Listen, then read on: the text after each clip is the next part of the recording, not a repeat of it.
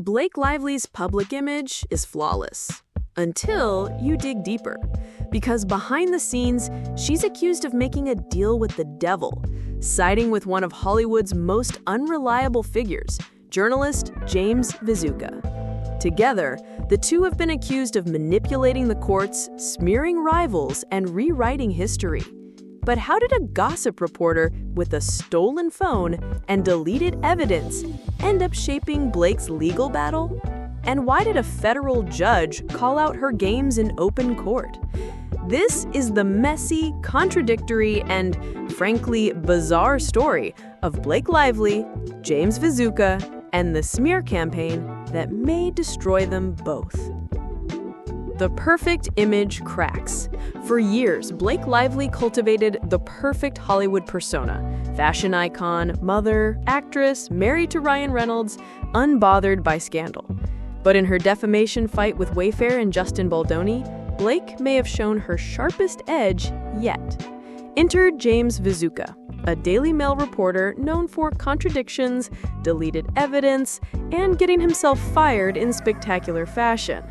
Blake seized on his sworn declaration, despite it contradicting nearly everything he'd said before, to argue she deserved hidden evidence. But the judge? He wasn't impressed. And this is where the devil's deal begins. Who is James Vizuka? James was supposed to be a neutral reporter. Instead, he became the story.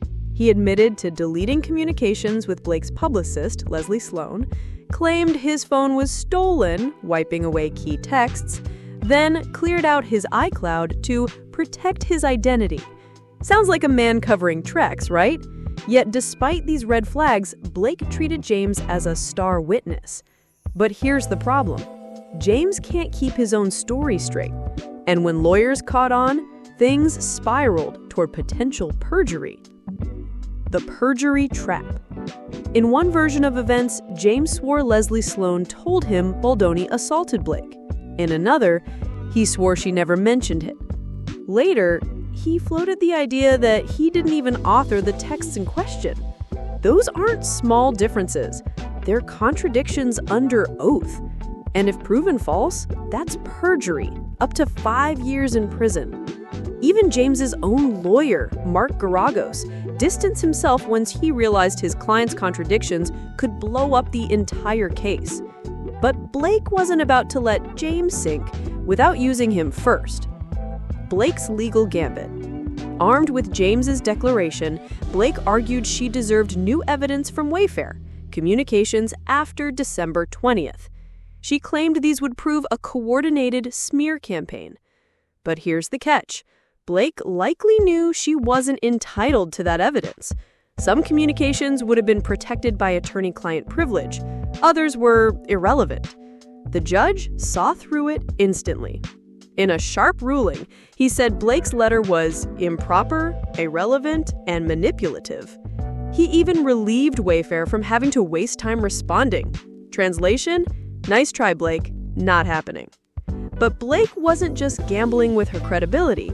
She tied it to James, whose own life was crumbling. The Daily Mail turns on its reporter. If Blake thought James had nothing to lose, she was wrong. The Daily Mail accused him of violating journalistic ethics by leaking one source's texts to another, involving himself in the litigation he was supposed to be covering, and damaging company property after being caught on video keying an elevator. They issued a brutal letter.